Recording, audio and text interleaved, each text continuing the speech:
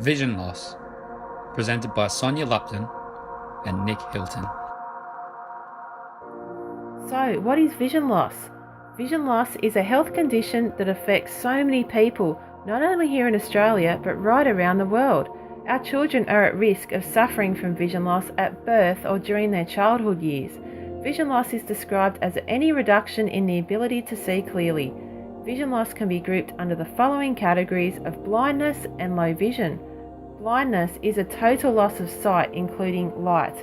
A person can be thrown into the depths of darkness. And low vision is referred to permanent vision loss that cannot be corrected with glasses. So let's take a look at what vision loss is. These simulated acuities show how detail is lost with reduced acuity. The top left shows perfect vision. The first number 6 is how far from a chart somebody is, and the second number is the size of the letter that's represented on that chart. So 6 out of 6 represents perfect vision. 6 out of 18 represents low vision, and anything over 6 out of 60 is classed as legally blind. Imagine if you could not see. The world was a blur. So how do our medical professionals define vision loss? You are considered to be legally blind if you can't see at 6 metres compared to what someone with normal vision can see at 60 metres, or if your vision is less than 20 degrees in diameter. The Australian government applies the term legally blind to people who meet the criteria and provide benefits to those impacted. There are many causes of vision loss, but some of the major causes are age-related macular degeneration, which affects distortion or loss of central vision in older people, diabetic retinopathy, of which the effects include blurring and patchiness of vision, glaucoma, causing tunnel vision, cataracts, causing blurring vision and increased sensitivity to glare, refractive error, which effects can include long-sightedness, short-sightedness, and astigmatism presbyopia, and vision loss can also be associated with birth defects. So, how do our children experience vision loss? Sadly, it can occur in multiple ways. During pregnancy, a virus, infection, or a sexually transmitted disease may pass from mother to baby via the placenta.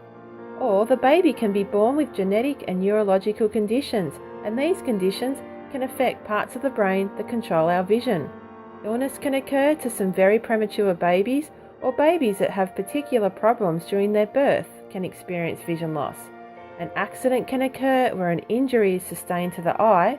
The pathways connecting the eye to the brain or to the visual center of the brain can be impacted, and conditions like pediatric, glaucoma, cataracts and cancers may occur in infants and young children.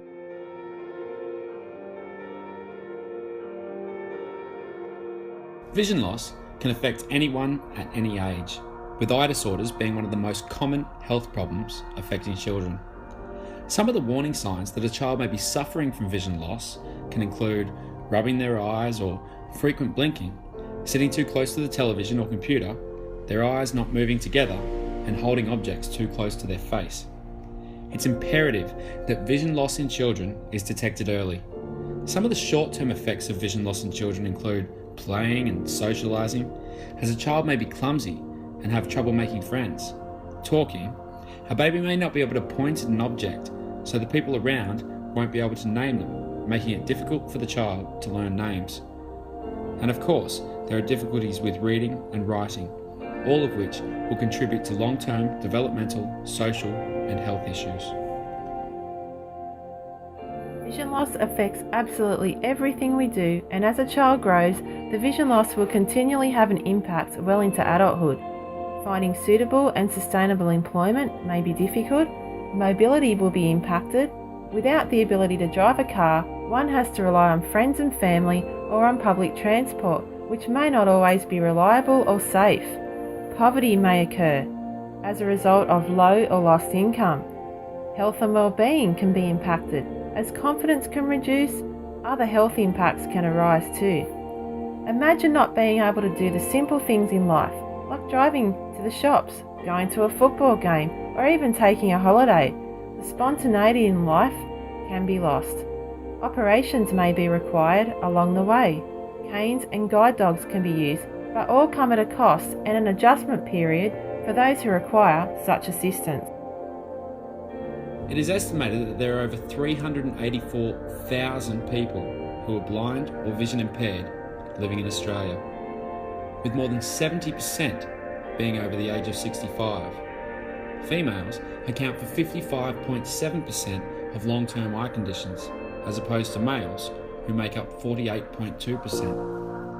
Studies have shown that over the next 10 years, 34,000 Indigenous Australians will be affected by low vision or blindness, with the majority of cases, if detected early, being treatable or curable. So how big an issue is vision loss? The numbers are quite staggering.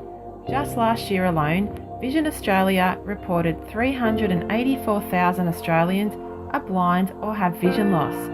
Vision disorders are extremely common, affecting nearly 50% of our population, and the impact on our Medicare system is incredible. Looking at statistics, in 2015, 1 in every 3 Australians made a claim for optical consultations alone. Imagine how many pairs of glasses must be purchased each year. The good news is, if treated correctly, a good outcome can occur and further damage to the eyes can be avoided. If untreated, in some cases, vision loss can occur. Now let's take a look a little closer. The proportion of people with long-term vision disorders increased with age from 10% of children aged 0 to 14 to 93% of people aged 55 and over.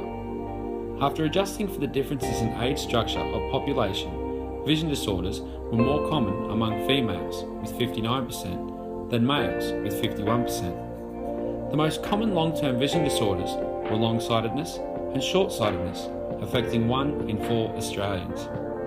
About 421,000 Australians, or 1.8% of the population, had a cataract. 236,000, or 1%, had macular degeneration, and 129,000, or 0.6%, had complete or partial blindness. So, what can we do to protect our children? Early detection is key. Children's eyes should be tested at least every 2 years or more often as advised. A balanced diet is important, one that is rich in nutrition and includes plenty of fresh fruit and yellow vegetables will help, along with those leafy greens. Sunglasses and hats are a necessity, and these days most schools and daycare centres seem to adopt a no hat, no play policy, which helps protect children's eyes from those harmful UV rays. As children enter the workforce, it's important that all work health and safety policies are followed. Appropriate safety clothing and eyewear should be worn to reduce the risk of injury to the eyes. And as a society, we can look to raise community awareness of eye health issues and provide eye doctors in remote regions of Australia to assist our Aboriginal and Torres Strait Islander communities. Funding for vision research projects should continue to look at causes and cures of vision impairment and blindness. So, where can I find help? Well, the best place to start is with your doctor or trusted GP.